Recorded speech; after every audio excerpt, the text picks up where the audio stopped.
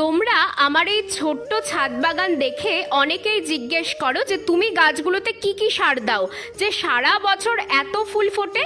তোমাদের একটা কথা বলি, জানো আমি গাছে কোনো সার দেই না, কারণ আমার কাছে তো সেগুলো অ্যাভেলেবেলই নয়।